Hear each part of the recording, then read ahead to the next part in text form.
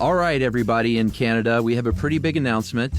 We are finally going to do our first big tour of Canada. We're going to announce the dates in the theaters in cities here first, and then we're going to give you all the ticket info. Okay. How does that sound? It sounds great, Chuck. Where are we going to go first? On June 25th, we're going to be in Montreal at the Olympia de Montreal. The next night on the 26th, we're going to be going to Ottawa at the Hard Rock Live Ottawa. And then on the 27th, finish up in Toronto at Massey Hall. And then we're going to walk to the next shows, so it's going to take us a few weeks. That's right. On July 23rd, we're going to be in Vancouver at Queen Elizabeth Theatre. Friday the 24th of July, we're going to be in Calgary at Jack Singer Concert Hall at Art Commons, and we're going to wind it up in Winnipeg on the 25th at Burton Cummings Theatre. That's awesome. So tickets go on sale today, everybody, December 16th, starting at 10 a.m. Eastern Time and going all the way to Friday, December 19th at 10 a.m. local time. We're going to have an artist presale. You can buy your tickets early. Just go to stuffyoushouldknow.com and click on the tour button and then click on your city. And when you go to check out, use the promo code SYSKLive. And if you miss all that, don't worry. Tickets go on general sale on Friday, December 19th at 10 a.m. Eastern Time. And again, you can get all of the tickets and info you need at stuffyoushouldknow.com. And we will see you this summer, Canada. Welcome to Stuff You Should Know, a production of iHeartRadio.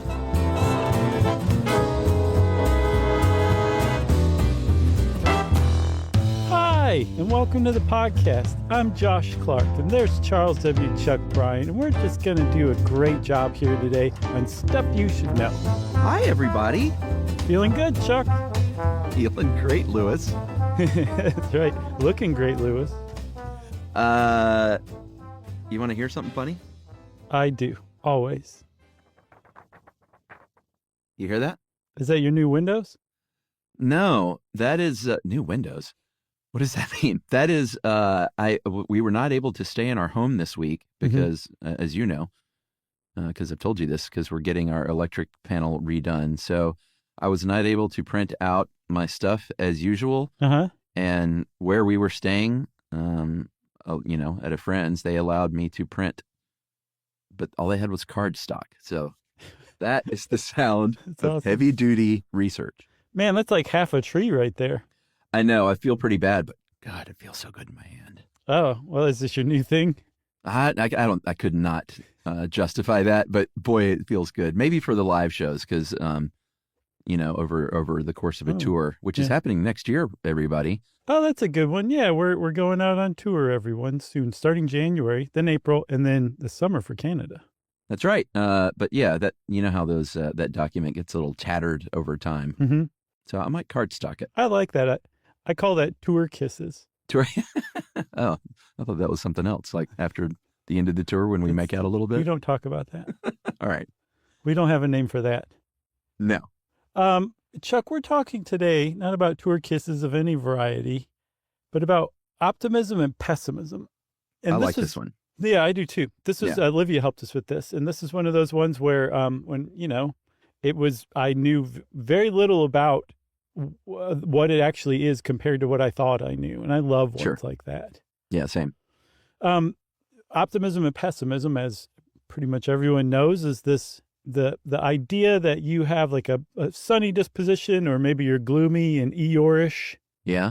I was going back and reading some Eeyore quotes. Man, that guy was great. If you want to entertain yourself, just read A.A. Milne Eeyore quotes and you'll be delighted.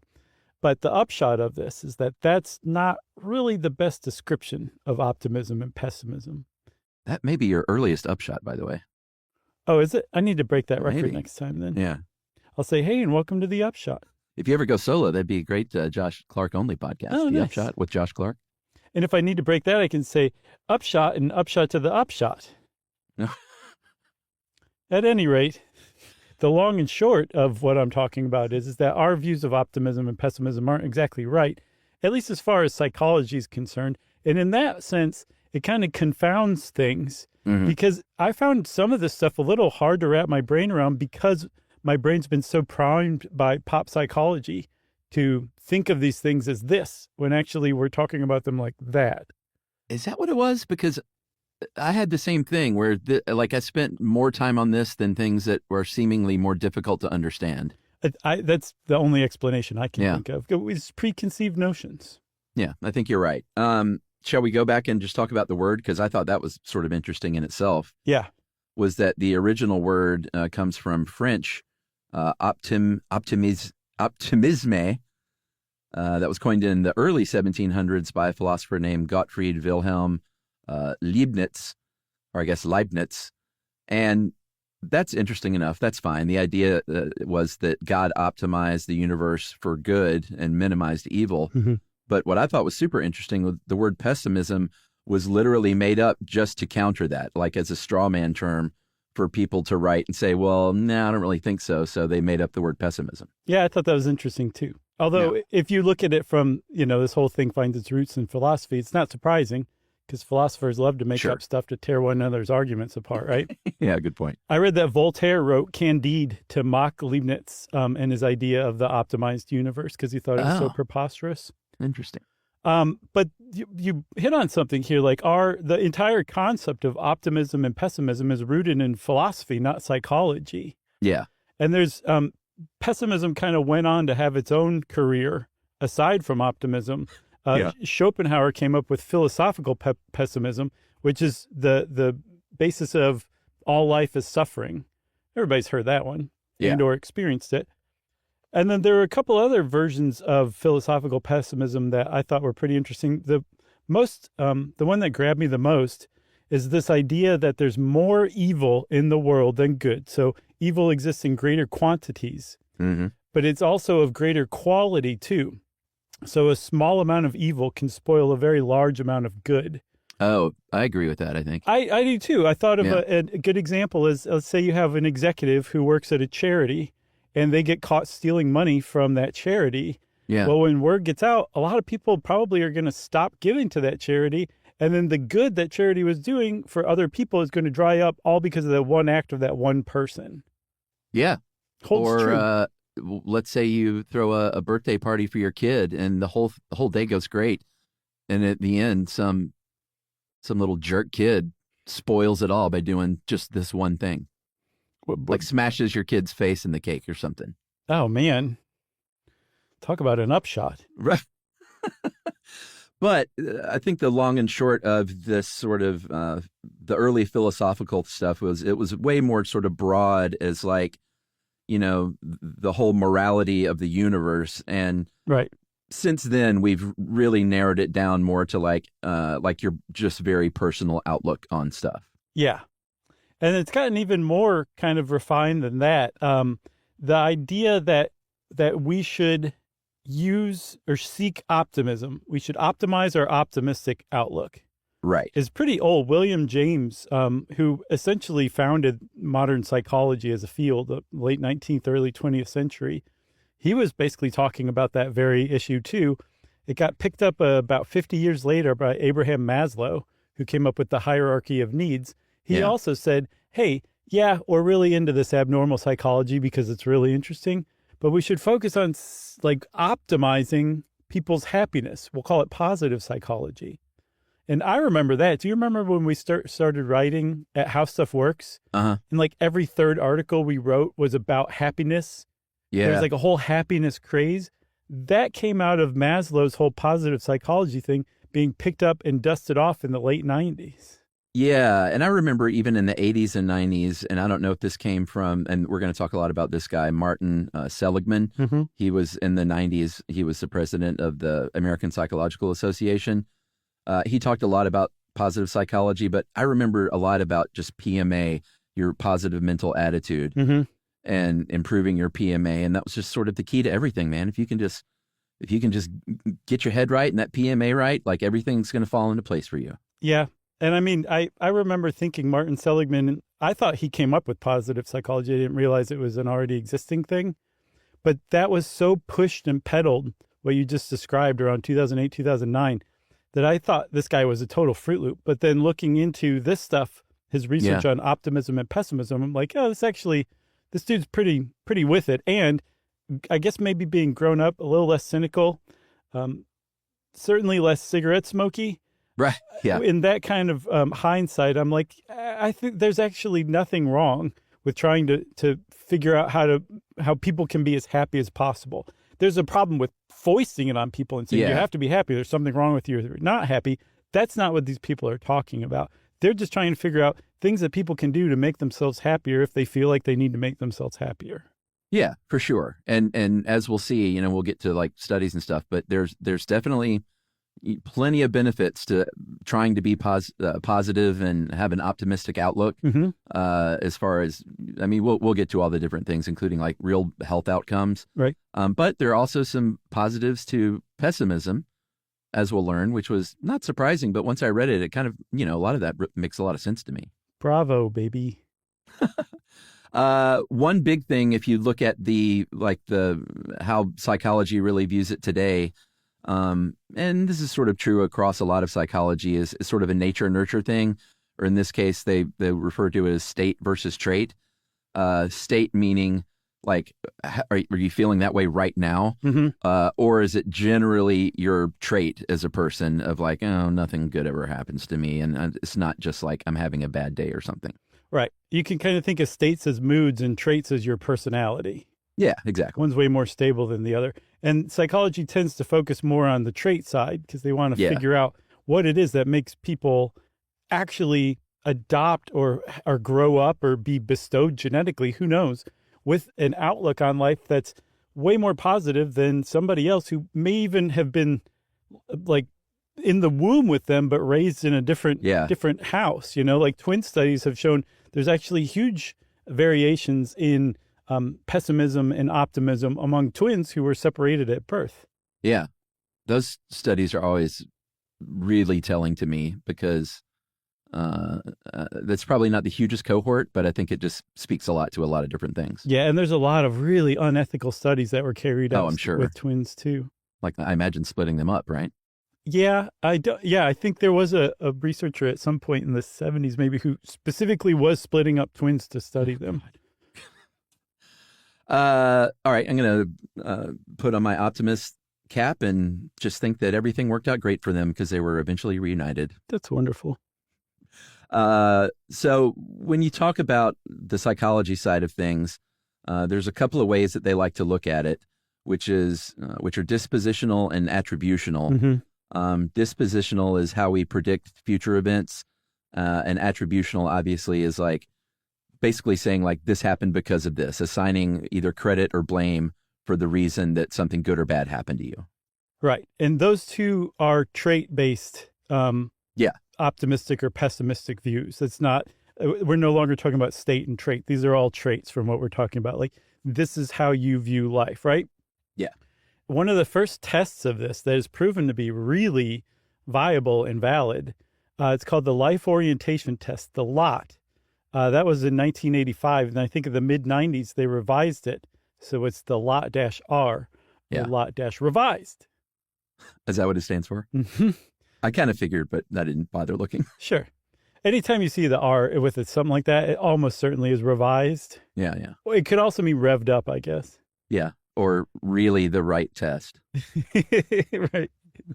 The other letters are just kind of implied. Yeah.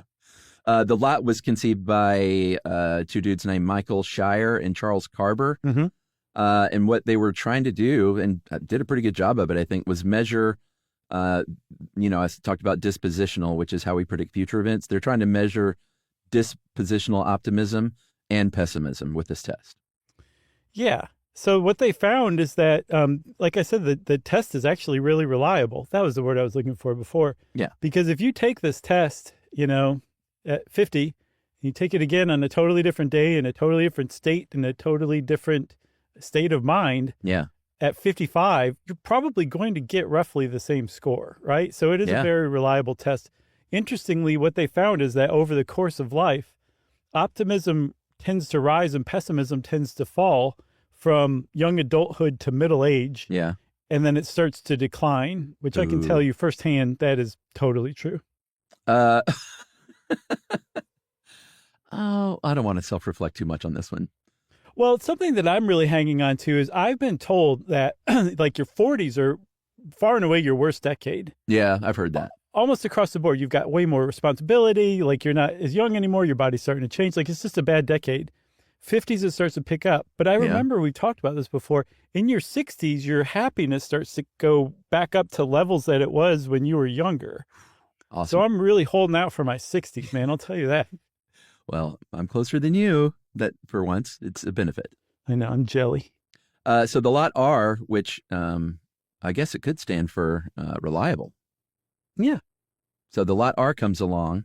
The revised test, it is 10 questions. 6 of them are scored. 4 of them are fillers. And the scored ones are things like, I think Olivia found these exact questions. In uncertain times, I usually expect the best. If something can go wrong for me, it will. And you're responding to how much you agree with something. And they score it in a pretty straightforward way where from 0 to 24, where 0 is very low optimism and high pessimism. And 24, man, you are maxed out optimist. I know. Yeah. You got a permagrin, right? I guess so. I took that test. I actually found the test that like a clinician would give to like a patient. It had like all the explanations and all that stuff on it. Yeah. You going to reveal your score? So out of 24, I scored 11. And I was like, that doesn't sound very good. And I looked at the explanation and scoring, and it says below 13 is lower than typical optimism and may warrant clinical attention. So I got really upset about this because that's like basically the test scoring academic version of going, ouch. You know? Yeah. Ooh, I want to take that test. So send that to me, will you? You should. I'll send it to you. Okay.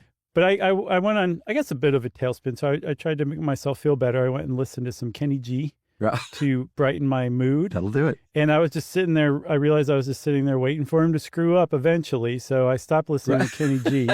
And I went and listened to Alone Again Naturally. And then everything was all right again. Okay. That's good. Attributional optimism or pessimism is what we mentioned earlier, is the other side of that coin. And that's when you're either saying like, this thing that was good in my life is happened because of this good thing only, or this bad thing that happened because of this bad thing only. It's basically assigning blame to what happens in your life. And if you're, some of this stuff is kind of no-brainer. If you're optimistic, you are much more prone to attribute negative events to a specific thing, like, hey, things usually work out for me, and this didn't just because of this. Whereas if you're a pessimist, it's like, no, this happened to me just because this kind of stuff always happens to me. Yeah, and in the same vein, if you're a pessimist and something good happens to you, like that was just 1 in a million chance it's never going to happen again. That makes me so sad. It is, but that's usually how it works on this test, the attributional style questionnaire. I looked at that one too. That's a Martin Seligman joint. And it's 12 questions, 12 situations actually, where it says, so for example, one of them will say, a friend compliments you on your appearance. And then it asks you to write in what the cause was, right? Like you got some new duds or something like that. Right. Fresh haircut. And then I've got an even better example. There's one, it said, you've been looking for a job unsuccessfully for a long time. Then you'd write in the cause. Say you said it was a bad economy. Or you even said, I'm not good at interviewing. Then it says, okay, they ask you questions about the cause. Like how much of that is due to the actions of yourself versus other causes. Yeah. And so you might say like, well, I'm going through a bad spell right now. So, it's probably me and my gloomy nature right now. And they'll say, well, how likely is it that the issue is going to be present the next time, say you interview? You can say, well, I expect to be feeling a lot better next time, so maybe I'll be doing a little better. And then how much does it extend to other parts of your life? So there's 12 of those, and from that, apparently you can glean quite clearly whether somebody leans pessimist or optimist based on their responses, because again, it's do things happen because you screwed up? Right. Or because you are capable of achieving good things? Is it always that way? If things go wrong for you, is that just par for the course? And then if something goes wrong for you, does your whole life just get disrupted? Like those things he figured out are actually really predictive, and it makes a lot of sense. Yeah, it's interesting. It's almost like someone who is like a self-actualized person, as opposed to someone who feels like they're just sort of a victim in life. Yeah, for sure. For sure. So Martin Seligman, once again, he put forth this idea that though there was an antidote to this idea of learned helplessness, which is this, I imagine it's awful, this really draining thought that I just can't control anything that happens, and all these negative things that happen to me, like I can't do anything about that. He put forth the idea of learned optimism, but that has to go on the assumption that optimism and pessimism aren't just these fixed things in your life, and it's more of a strategy that you employ. Yeah, which is really significant because I think it's easy for people who say have a generally gloomy outlook to forget that there's plenty of times where they are excited about the future, where they do expect something good to come for like down the road for them. Right. It's just easy to get caught up in that. So to look at them as like, no, this isn't like just your genes like making you move and walk like Master Blaster from Mad Max, right? This is just you not even being aware that you're adopting these things as strategies to kind of negotiate life, because this is the strategy you learned based on all these other different events in your life that led up to this, which means, Chuck, and this is the most hopeful thing of all, you can learn and unlearn strategies that you're not aware you're using by recognizing them as strategies. Yeah. And by the way, I just realized I cannot say that movie character name from the Mad Max without saying it like Tina Turner. I could only say Master Blaster. It sounds like Tim Curry doing Tina Turner. Wow. All right. Yeah, I like it. Yeah, I like that too. How's Tim Curry doing these days? I actually saw something recently where he was interviewed, and he has recovered from his stroke. Oh, good. Such that he can speak. And, I think he's doing as well as he can be for, I think it was a pretty massive stroke. But the interview I saw was like, he had a sense of humor and was engaged, and people really, really loved hearing from him again. That's wonderful. Yeah. I'm glad I asked then. Yeah. I just saw that kind of recently too. That's funny. You must be in my algorithm. I'm all up in that. Should we take a break or should we go through this last bit? We should go through last bit. Okay, so here's something that's probably not surprising, is that dispositional and attributional optimism are really correlated to one another. And really no surprise, they're also, I was about to say comorbid, but that always sounds bad. But correlated to high self-esteem, positive affect, feeling like you're in control of your life and your outcomes, and obviously negatively correlated with feeling depressed or stressed or alienated or having anxiety or hopelessness. Yeah, and as far as big five personality traits goes, it's most closely related to emotional stability, optimism is. Yeah.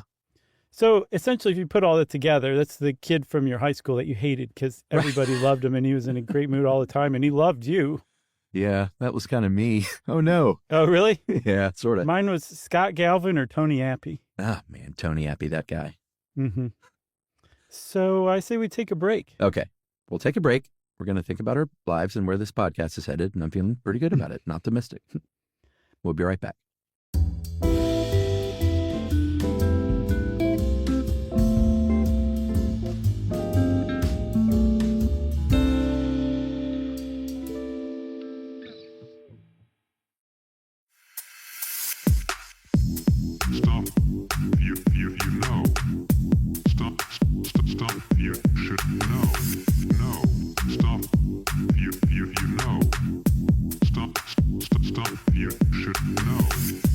You should know. All right, so the thing that was on my mind, and I'm glad she included this bit, Livia did, is like, is this stuff nature or nurture? Like, are we kind of born this way or are we made this way? And no surprise, it's a bit of both. I think generally speaking, they've come to a consensus that about 25, and anytime you hear percentages like this, is sort of take it with a grain of salt, right. But about 25% genetic. And the rest is a mix of like your childhood and the environment that you were raised in, obviously, and then stuff that happened to you since then. Yeah, and a lot of it's pretty intuitional, right? Yeah, intuitive? Sure. Yes, that's why I was like, that doesn't sound right. Yeah. Like if you are a developmental psychologist, you would say, well, your early life experiences and being raised in a family that neglected you or abused you or criticized you constantly, you're going to develop negative patterns of thinking, and they're going to frame the way that you look at the world, of course. Yeah. So, I mean, it makes sense. It jives. It's not one of these things that's like this one subgroup in psychology is working on optimism and pessimism and having to try to do all these mental gymnastics to reverse Right. shoehorn it into other stuff. It just fits with other concepts. So it's very clear that there's something to optimism and pessimism. They do exist as a thing, psychologically speaking, and stuff like that just backs it up. Yeah, for sure. There was a study this year, actually, pretty robust, where they had 200,000 adults. And this one's good because it was spread out over 22 different countries. And we'll talk about a little bit of the bias of just studying sort of Western countries with optimism and stuff. But they compare their levels of optimism with how they, remember their childhood. And across all the geographies, and again, no surprise, people who had positive relationships in their family with their parents and siblings, they had better financial status, better health outcomes, and obviously were more optimistic. Interestingly, if you had frequent religious attendance when you were a kid, they associate that with optimism, but most strongly in more secular countries, which I thought was pretty fascinating. Yeah, I was trying to figure that out, and the best I could come up with is that they stood out more because they were fewer and farther between. I'm not sure. I don't know, or maybe in more religious countries, you're just sort of more expected to be dragged to church, and it wasn't like a conscious choice you made to go. I don't know. That's a better interpretation. Okay. And also, like I was saying, divorce, abuse, feeling like an outsider in your family, all associated with lower optimism. Yeah. And they did say, like, okay, there is possibly something we should mention here. It's possible that these people who are recalling their childhood the optimists are recalling their childhood in more favorable terms, and the pessimists are recalling them in less favorable terms. And there has to be like a word for when the thing you're studying acts as a confounding factor in the study of itself.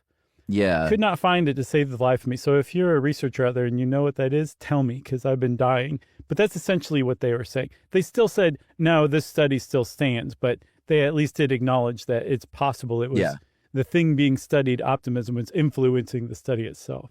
Yeah, that makes sense. Yeah, there's got to be a certain bias, like a blank bias, Blank bias, good enough. If you're wondering about the brain itself, like just your physical brain, your noodle, as they say, they have found differences, obviously, in optimist and pessimist brains and how they're built, like your gray matter volume, but also how they activate. There was a study, again, from this year in 2025, where, and I thought this is pretty interesting, where optimists share patterns, like they're, the Wonder Machine lights up in kind of the same way when optimists imagine future events, whereas when pessimists imagine future events, they may all be imagining something negative, but it's all individual to that person and how the MRI machine lights up. I think this is maybe the most interesting thing that has been turned up about this so far. Yeah, it is. It's just like groupthink versus like, no, I have a personal negative outlook that's only mine. Yeah, I mean, I saw somebody point out, like, maybe this is why some people click with other people. Like, they share a literal brain pattern in the way that they think about the future and outlook on life. Whereas, people who are like, have lower optimism or higher pessimism tend to be thought of as like mopey, alienated, off by themselves. So they can't even connect with one another because they have varying brain patterns. It's not like optimists all have one brain pattern and pessimists all have one brain pattern. Optimists are the only ones that share the brain pattern. I find that super fascinating. No, totally. And it also sort of lends itself to, like, if you're pessimistic, you may have a harder time finding a community because it's your own and not one that you share. Yeah. As we're talking about health outcomes. If you read, especially like when you were saying like the earlier 2000s when it was all this happiness stuff, like it makes it seem like optimism is basically just the key to life across every single factor, from health to your finances, everything, your focus and your decision making and your motivations. And a lot of that is true to a certain degree. It's not a magic pill, but there's no doubt that optimism is linked to better, like, literal health outcomes, better heart health, lower inflammation, better immune responses, sleeping better, overall mortality rates. One suggestion is like, because, you're not as stressed out, and stress is the cause of a lot of that stuff. So that just sort of makes sense. Yeah, you have less inflammation, which is a big one. I mean, that could explain it right there as far as health outcomes. But also they're like, well, hold on. I mean, like, optimists, one of the things that defines optimists is that they are undeterred in seeking their goals because they generally believe they're going to be successful. Right. Whether all odds are against it or not, doesn't matter. They're just going to go and do their thing because they think it's going to be fine. So that would include things like quitting smoking, exercising, eating right, having goals, and then just working toward them is almost always aligned with better health and like having better health habits too. So that would definitely explain one reason why they are probably healthier. Yeah, there are some big caveats that Livia was keen to point out, and a lot of these studies, that sort of tie between being optimistic and having good health, it gets ticked down quite a bit when they look into the details of like someone's, I don't know, bank account, and they're like, oh, well, yeah, this person that's got loads of money, they're more optimistic, and so yeah, they're healthier. Because a lot of that just financial stress and all that stuff goes out the door. And, when you're stressed out about money, like that may lead to like drinking more or starting smoking. And so you really have to sort of caveat that to death, Yeah.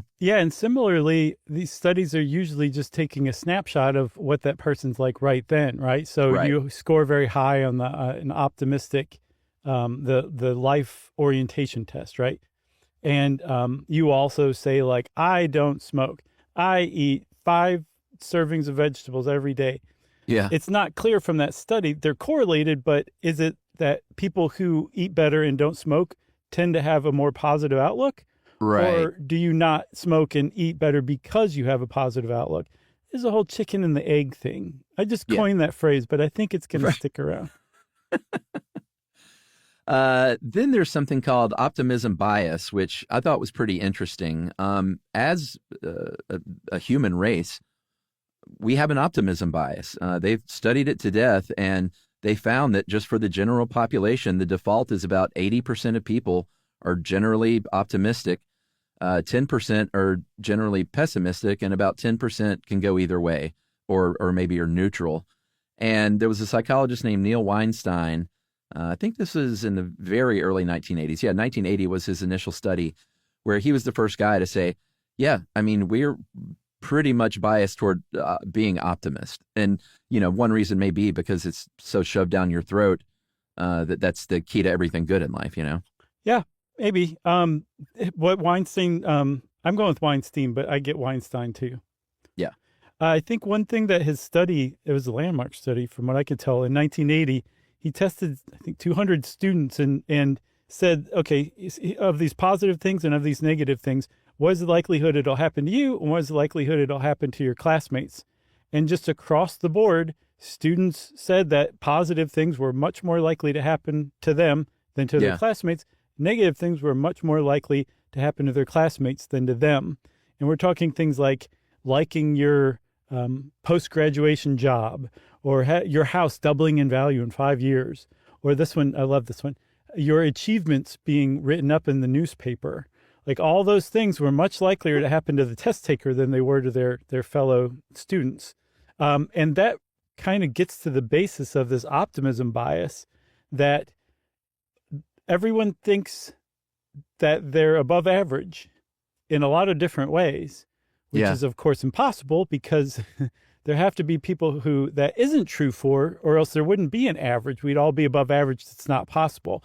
And so here's where we get to stop talking about optimists as if they're the greatest thing that ever happened, because one of the big problems with optimism is this bias in making terrible predictions about the outcomes of events.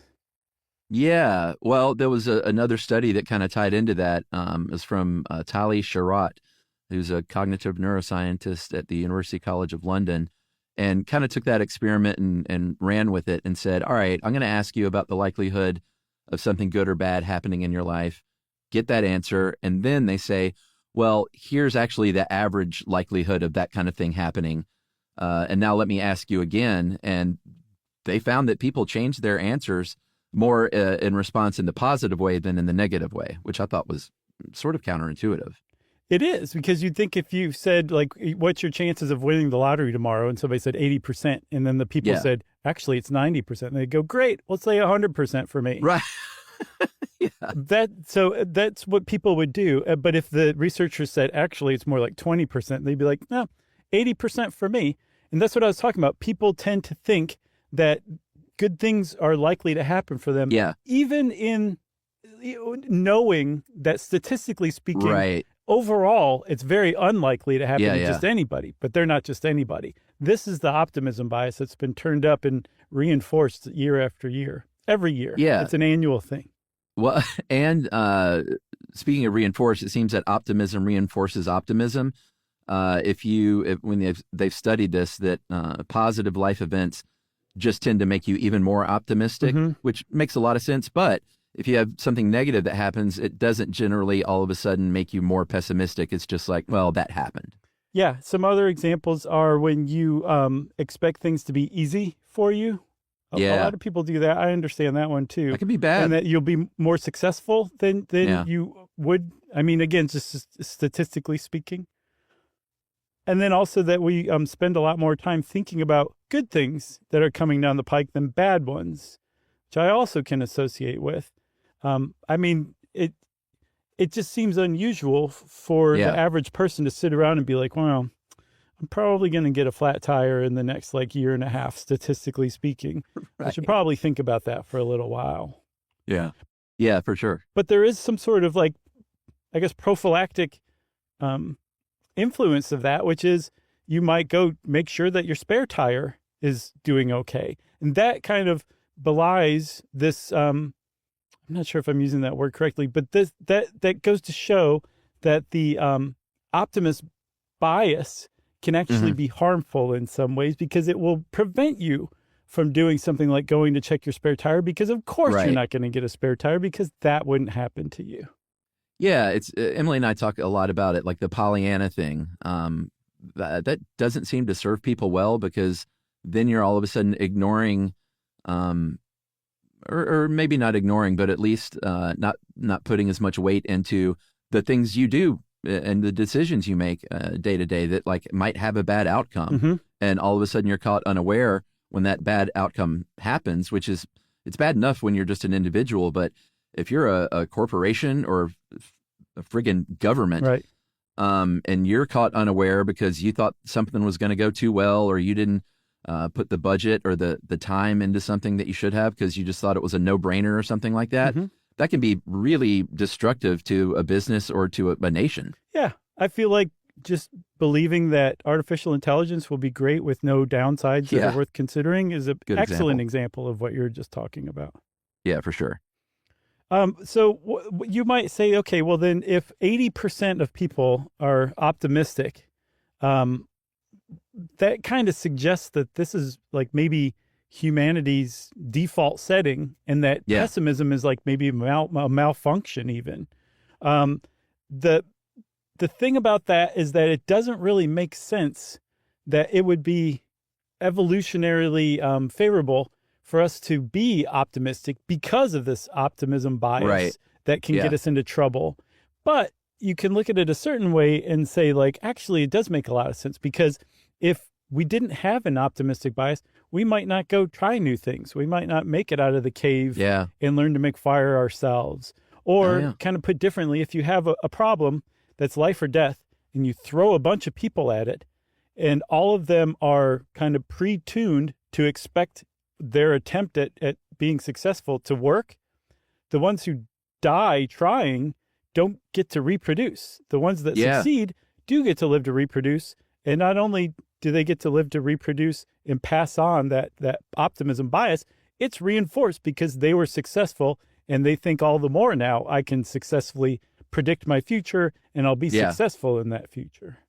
Yeah, for sure. And, I mentioned the caveat about the Western societies being the most studied.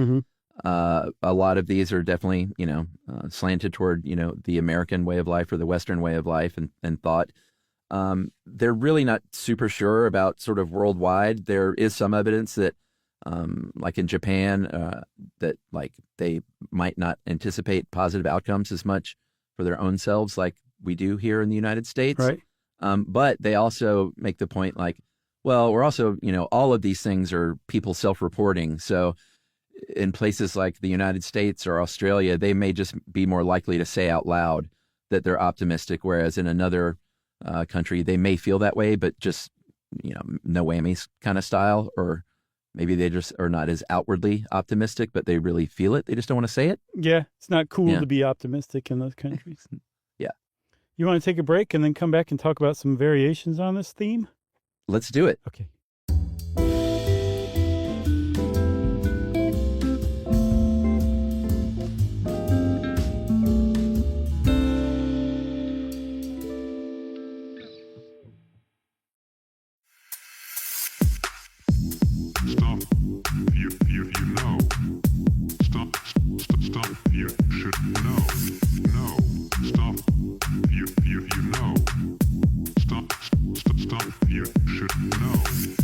You should know. Okay, Chuck, we said we were going to talk about some variations. And I think one thing we should point out is that optimism itself is almost a variation on a theme. When people say somebody's just happy all the time, they're just going through life, they have like the best attitude. That's actually not optimism. Optimism is either, like we said, you are expecting good things to happen down the pike, or you assume that you can overcome obstacles. You don't blame other people for your issues. Like, that's optimism. Well, the other thing that I just mentioned is positive affect, which is more enjoying the present, and optimism is thinking about the future, essentially. Yeah, that's a good thing to point out for sure. Sure. Some of these variations that you mentioned we were going to talk about, I thought all these were pretty interesting. One is called depressive realism. And I think they all have their place. Depressive realism is this idea that if you're, maybe a little depressed or moderately depressed, then you're actually a realist, and you have a way more accurate view of the real world around you. In other words, you're not that Pollyanna. You're a realist. And this came from a study in the 1970s by psychologists Lauren Alloy and Lynn Yvonne Abramson, where it's kind of a funky study, but they had participants push a button and then judged how effective that might be for causing a light to go on. Mm-hmm. Like, I'm going to press this button, but I don't think it's going to do anything. Right. Or, man, this room's going to light up when I press this button. Right, exactly. And they said that people with depression tended to more accurately predict whether that button was going to turn the light on or not, right? Yeah. And so they extrapolated that to say, like, well, that means that people with depression or depressive symptoms they have just a greater handle on the reality of reality, basically. Yeah. They're less likely to make wild predictions about their success, and so they understand reality better. And this was a landmark study that people just immediately put into the pop psychology grind because it's just so contrarian. It's delicious. Yeah. Even. And it's also one of those landmark studies that people have loved to kind of try to take shots at, and apparently it's not very well replicated. So I don't know its status right now, but it seems like it hasn't been debunked, and it's not unfounded as far as the field of psychology is concerned, but it doesn't seem like it's as golden as it once was. So like a dented landmark? Yeah, I think that's a great one. Like that ball of foil. That's right. There's another variation called defensive pessimism. I like this one. I mean, this isn't really me, but I think there's a lot of validity here in that if you have lower expectations and you're sort of planning for the worst, that's almost the same as being optimistic in a way as far as it helping you in life, because it can really help manage your anxiety. It can make you feel like you have some sense of control.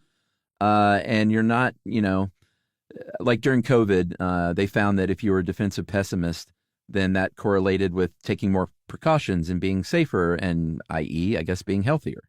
Yeah, if you ever put two words together to describe me, it's defensive pessimist. Yeah. For sure. I could see that. And I think there's no greater description than this, but defensive pessimists don't focus as much on pursuing happiness. They focus more on avoiding regret. Yeah. Which is, I mean, they can still have the same outcome, but it's sure. What you're chasing is different. You're avoiding a negative outcome rather than pursuing a positive outcome, but the outcome's still the same. You succeeded.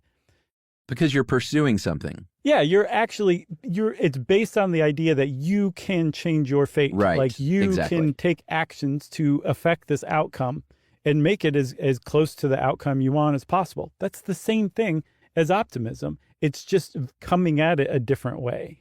Yeah, I really like that idea because, I mean, it's not me, but I love it for you because it's not like, well, this is just going to happen to me no matter what. It's like, boy, I have a bad feeling that this is going to happen to me unless I take these steps. Right.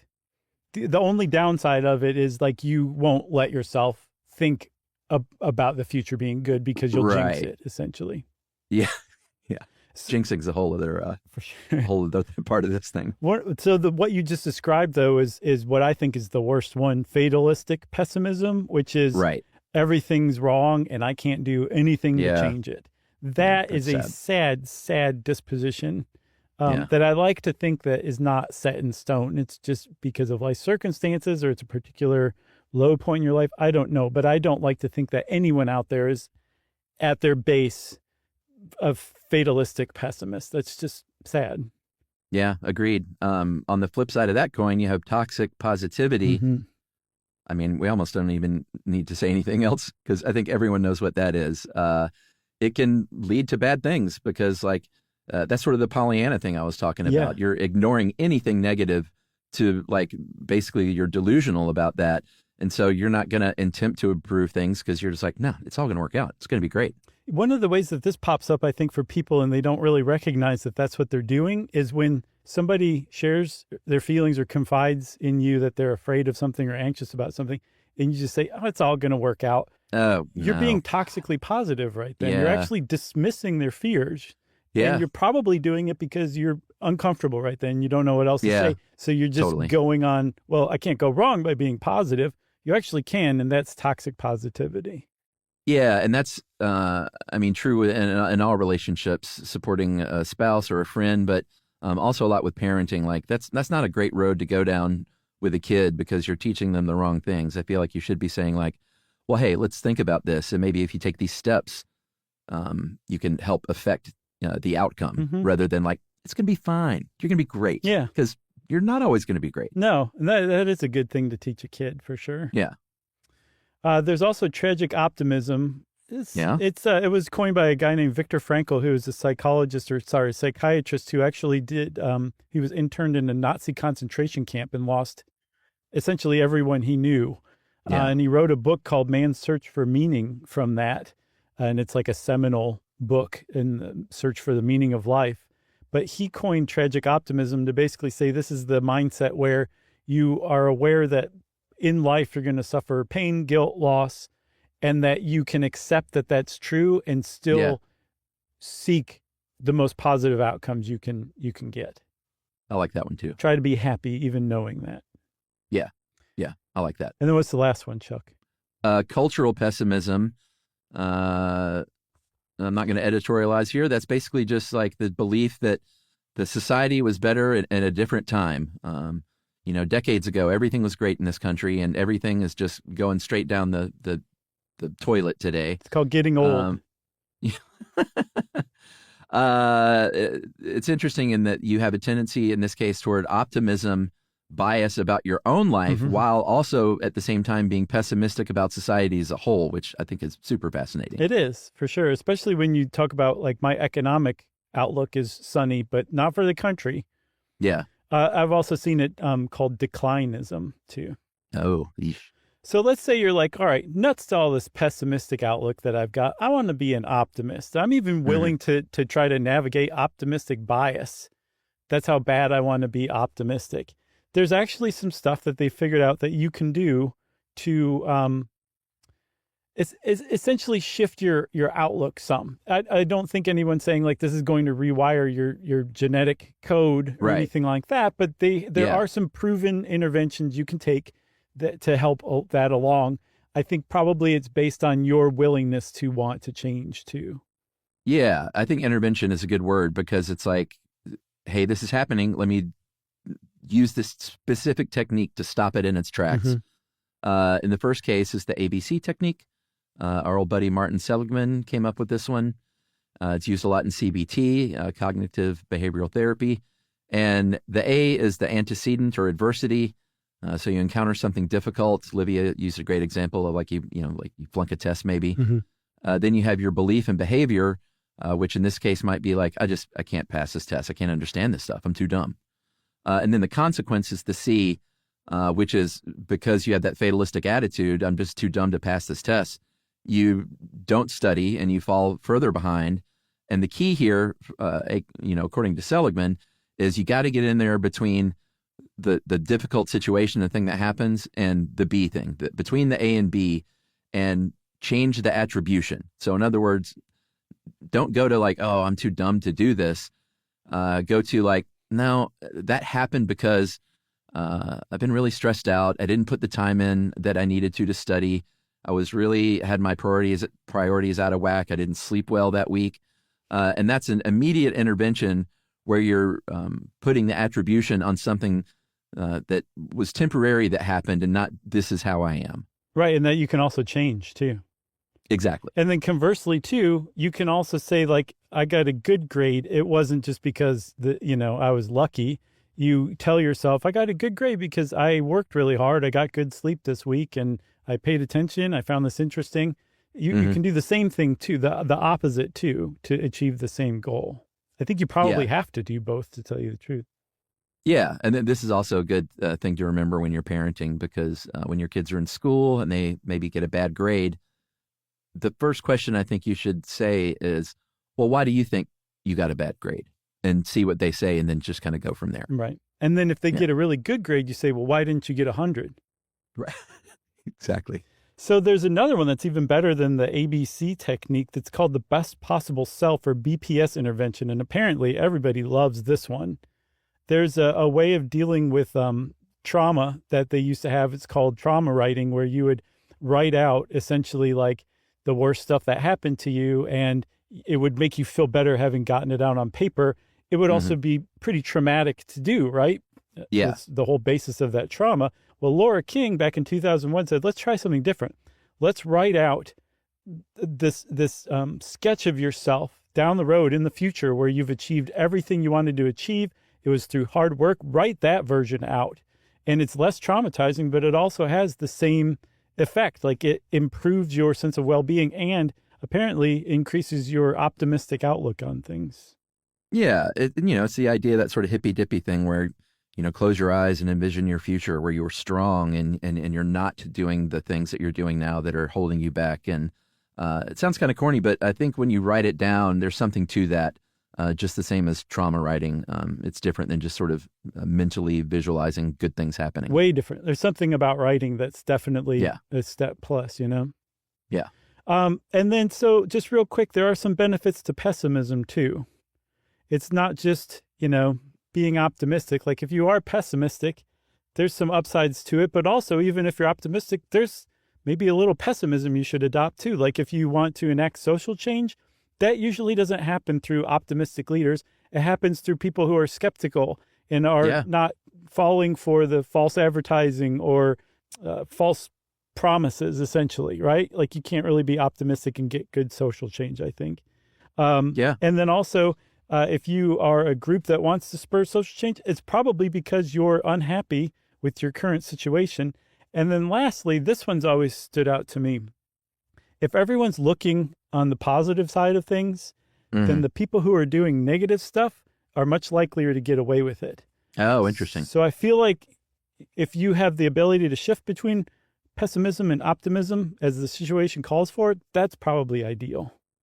Yeah, for sure. Or, if you're a defensive pessimist, it's not about aiming low. It's about not expecting too high. And then if you have, and it sounds bad to have you should have low expectations. It's more like realistic expectations. And then you outperform those. Like that's got to feel great to a pessimist. For sure. It's like planning for the worst, but hoping for the best. Yeah. That old T-shirt. Yep. Isn't there a cat hanging from a tree or something? I think that's hanging there, baby. Okay. You got anything else? I got nothing else. That was a good one. I enjoyed it. Agreed. Well, Chuck enjoyed this one, which means he automatically unlocked listener mail. You know what? I don't have a great listener mail prepped for today. So let's just mention once again that we are going on tour again next year. We are super excited. We got shows lined up in January, out west-ish, in the Midwest in April, and then we're finally going all across Canada, you guys. We're reaching out with an olive branch. Such weird times between our countries and saying, hey, don't boycott us. We want to come visit you. We're going to Montreal. We're going to places we've never been before. And tickets are on sale now, and we'd love to see everybody. Yeah. Starting out, we're going to be in Denver, and then Seattle, and then San Francisco on January 27th, 28th, and 29th. Yeah. And for those tickets and all tickets as they come on sale, you can just go to stuffyoushouldknow.com, click on the tour button, and it will take you where you need to go. That's right. Can't wait to see everybody. Eh? Yeah, hey. And if you want to get in touch with us in the meantime and send us an email, we would love that. You can send it off to stuffpodcast@iheartradio.com. Stuff You Should Know is a production of iHeartRadio. For more podcasts from iHeartRadio, visit the iHeartRadio app, Apple Podcasts, or wherever you listen to your favorite shows.